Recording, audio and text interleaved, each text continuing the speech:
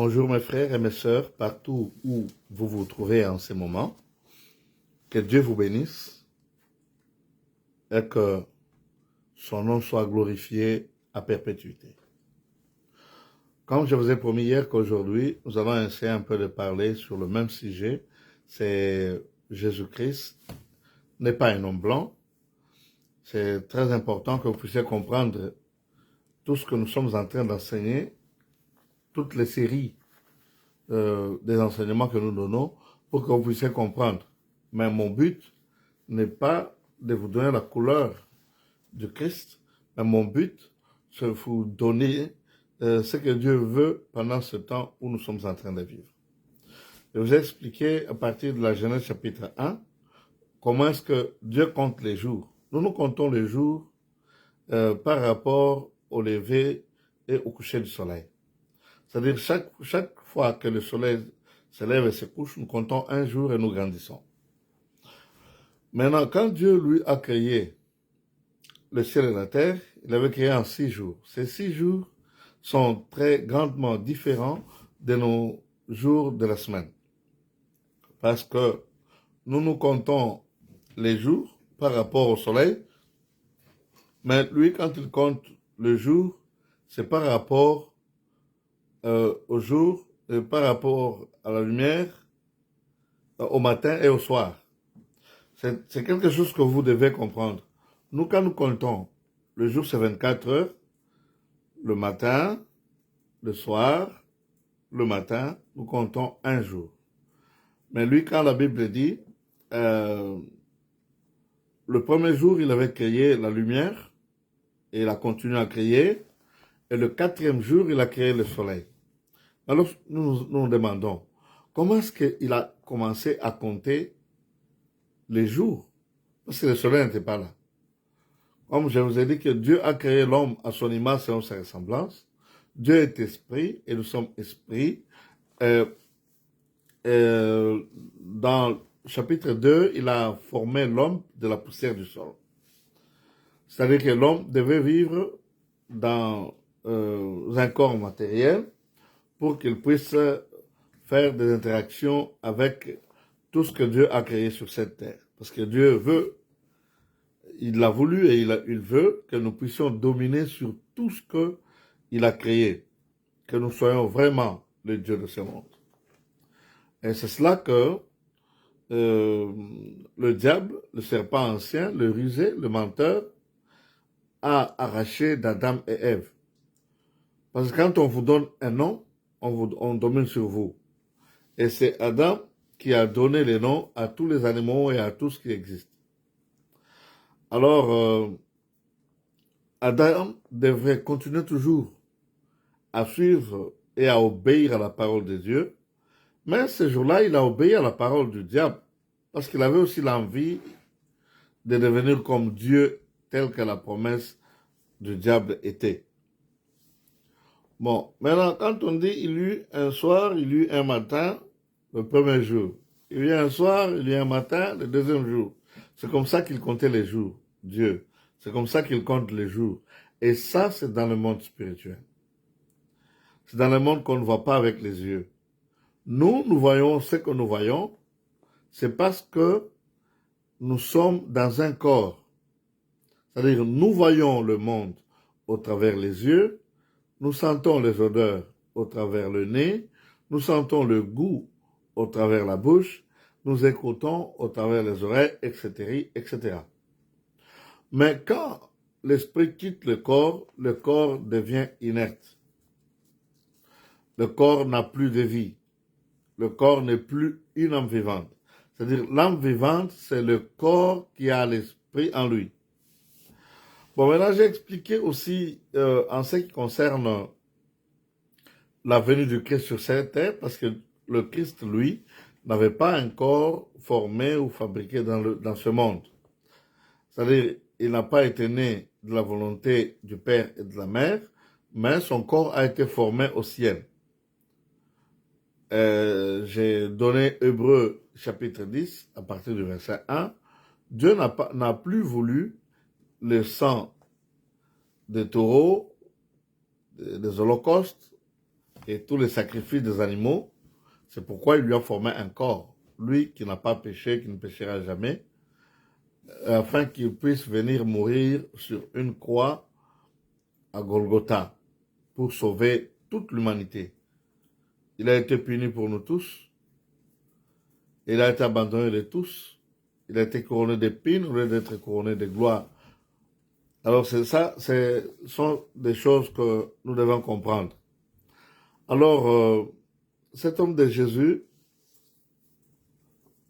son corps a été fabriqué au ciel et il est traîné sur la terre.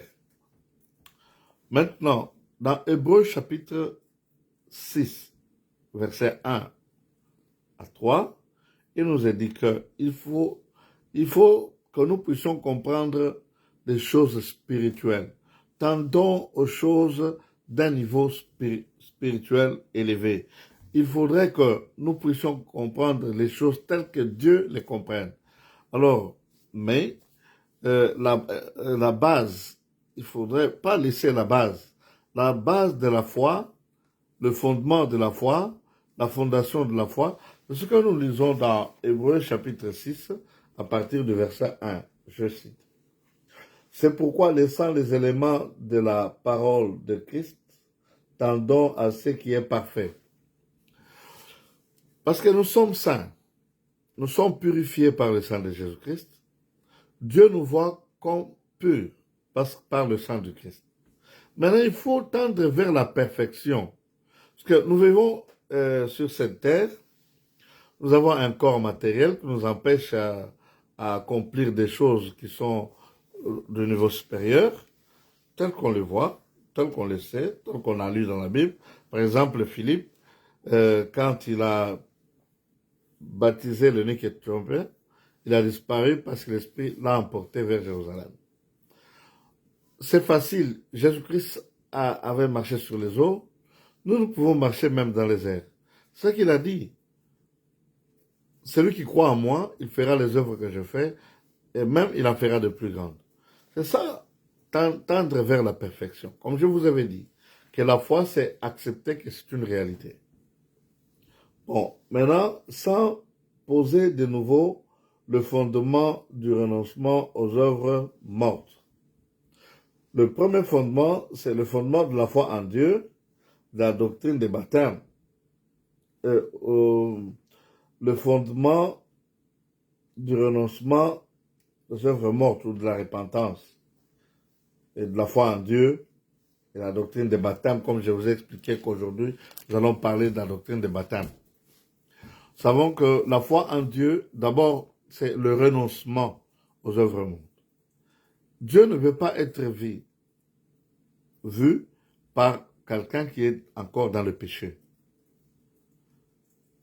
Quelqu'un qui est dans le péché ne peut pas être dans la présence de Dieu. Même s'il prie, Dieu n'exauce pas sa prière. C'est pourquoi on nous demande d'abord de renoncer aux œuvres mortes. Là, c'est par la repentance et la croyance au Seigneur Jésus-Christ. Nous tous qui avons péché, nous sommes dans une prison du diable et nous en sortons par le sacrifice de Jésus. C'est-à-dire, si nous acceptons ce que Dieu a fait sur la croix, nous avons le droit d'être sauvés et nous devons nous repentir, dire à Dieu tous les péchés que nous commettons sur cette terre afin qu'il puisse nous purifier par son sang. J'ai expliqué ça dans les vidéos passées. Si vous les lisez, vous regardez les vidéos passées, vous allez comprendre ce que je suis en train de dire. Maintenant, la foi en Dieu, c'est-à-dire celui qui s'approche de Dieu, doit croire que Dieu existe. Et Dieu, il appelle les choses qui n'existent pas, et ces choses viennent à l'existence. C'est-à-dire sa parole, comme je vous ai expliqué, la parole, ce sont les pensées. Comme la parole que vous entendez, ce sont les pensées à moi, ce que moi je pense à moi. Pour que vous puissiez connaître ce que je pense, il faut que je puisse l'extérioriser. Parce que j'ai un corps de chair. J'ai un corps. Maintenant, pour que vous puissiez m'écouter, il faut aussi être dans la chair comme moi. Comme vous êtes dans la chair comme moi, pour que vous puissiez m'écouter, il faut que je sois dans la chair comme vous. Maintenant, ce que je pense à moi, je les extériorise par ce qu'on appelle la parole. Vous comprenez ce que je pense? C'est pas vos oreilles. Vous entendez et puis vous comprenez. Quand on dit réalité, réalité c'est ce que, comme vous me voyez là, c'est ça la réalité. Mais il y a des choses qu'on ne voit pas mais qui sont réelles. Comme Dieu était avec la lumière, mais quand il a dit que la lumière soit, et la lumière fut. Quand vous vous approchez de Dieu, tout ce qu'il a dit est vrai. Si vous acceptez que tout ce qu'il a dit est vrai, et cela sera vrai pour vous. Si pour vous Dieu est grand, il sera grand en vous et partout où vous passez.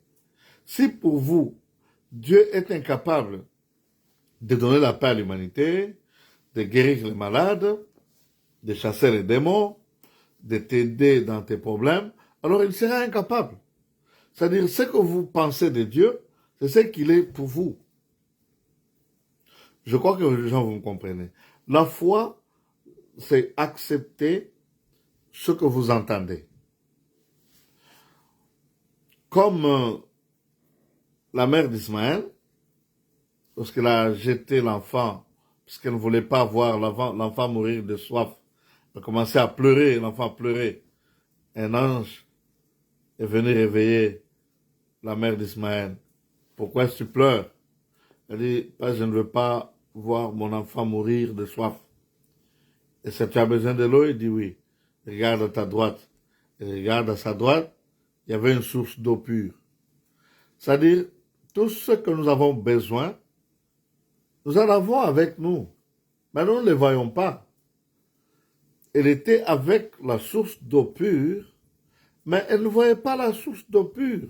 Quand on lui a dit, regarde à ta droite, mais elle savait qu'à sa droite, il n'y avait rien. Comme elle a accepté qu'à sa droite, il y a de l'eau, elle a regardé, elle a vu de l'eau. Et quand on dit à un aveugle, comme on a dit, Jésus-Christ a dit à Bartimée, et quand Bartimée lui a demandé, quand Jésus a dit à Bartimée, qu'est-ce que tu veux que je fasse pour toi? Il dit, je veux que je voie. Il voulait qu'il puisse voir.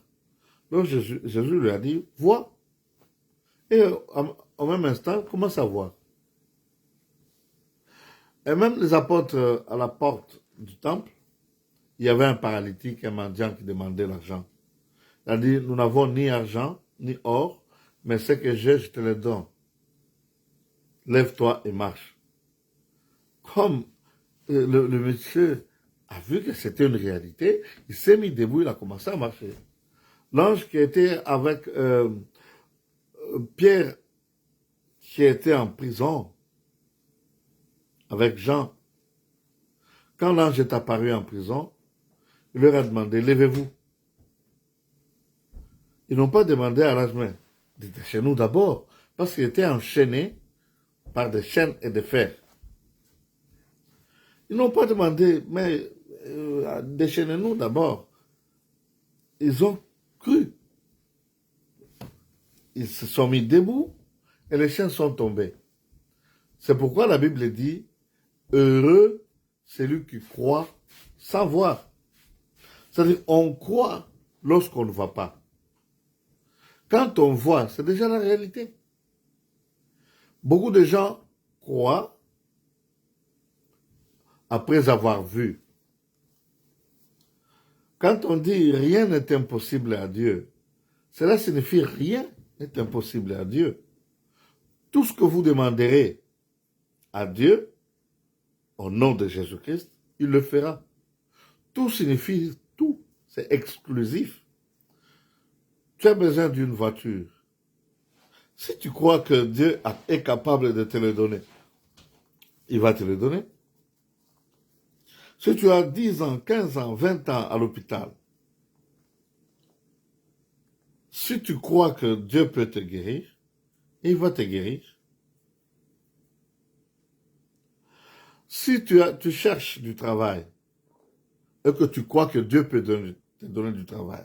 Parce qu'il a dit que celui qui ne travaille pas, qui ne mange pas non plus. Si tu crois en ça, si tu le demandes, il va te donner. Parce que tu acceptes qu'il va le faire. Lui, il te voit, toi, tu ne le vois pas. Ton esprit le voit. Et nous disons que nous le voyons par la foi. Nous le voyons.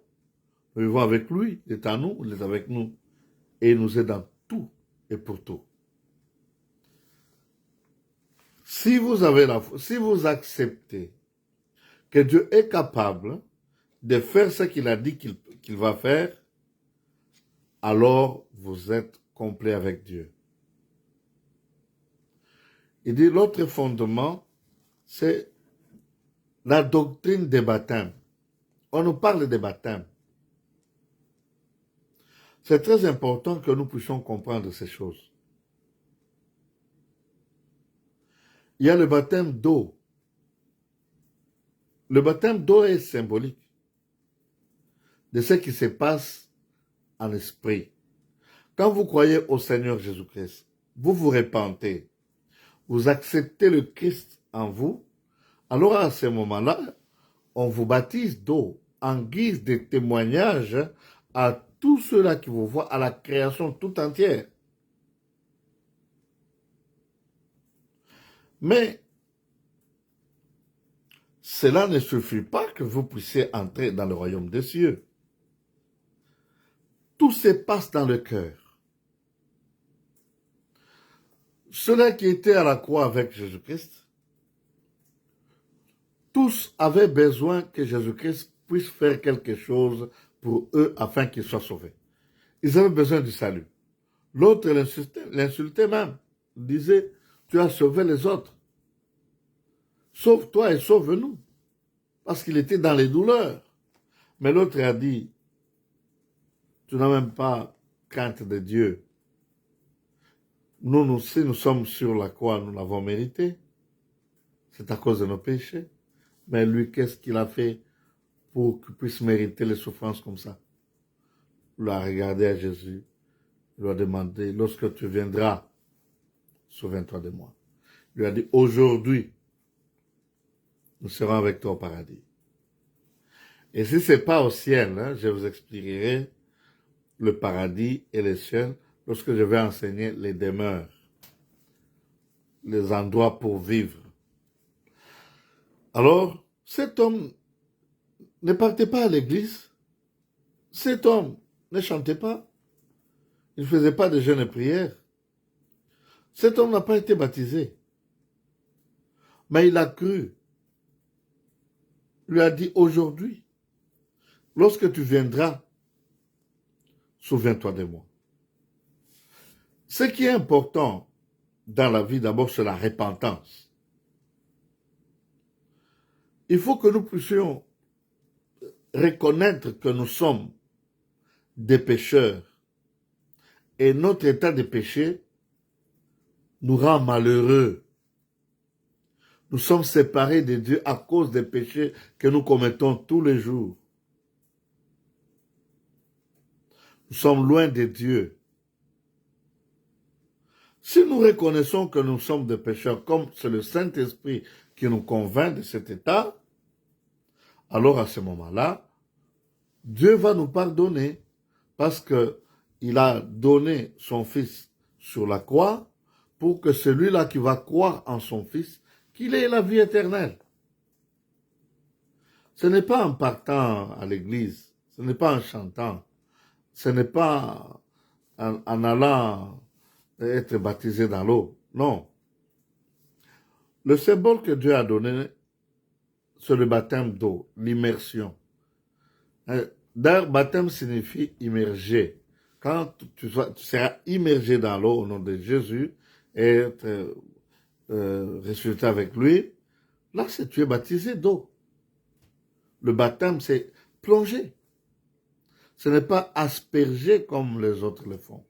Mais ça n'a pas tellement d'importance. Ce qui est important, c'est mourir avec Jésus. C'est-à-dire s'identifier à Jésus. C'est vraiment, il a souffert. C'est à cause de mes péchés. c'est à cause de tout ce que je fais qu'il était mort sur la croix. Alors tu t'identifies avec lui, tu meurs avec lui, tu meurs dans ton cœur. Alors à ce moment-là, tu seras ressuscité avec lui. Sans cela, tu ne verras pas le Seigneur. C'est le baptême d'eau. Mais quand tu es baptisé d'eau, quand tu reconnais tes péchés, Dieu va te pardonner, Dieu va te sauver, tu auras la vie éternelle. Et cette vie éternelle, hein, c'est un travail de faire la volonté de Dieu. Qu'est-ce que la volonté de Dieu? C'est apporter la bonne nouvelle du royaume des cieux partout au monde entier, en témoignage que Jésus-Christ est vivant. Quand le Christ était baptisé dans l'eau, dans le Jourdain, il fut rempli du Saint-Esprit. L'Esprit ne l'a pas poussé d'aller prêcher l'Évangile, prier pour les gens. L'Esprit ne l'a pas poussé d'aller faire n'importe quelle œuvre, mais l'Esprit l'a poussé d'aller au désert pour être tenté par le diable et puis pour prier. C'est la première chose pour être témoin du Christ, c'est d'abord aller dans le désert, là où tu seras baptisé du feu. Que Dieu vous bénisse. Demain, nous allons continuer avec ce message. Gardez ce que vous avez entendu aujourd'hui, enregistrez ça et écoutez chaque fois et Dieu va vous aider. Partagez ce message et Dieu vous aidera. Que Dieu vous bénisse. Merci et à la prochaine.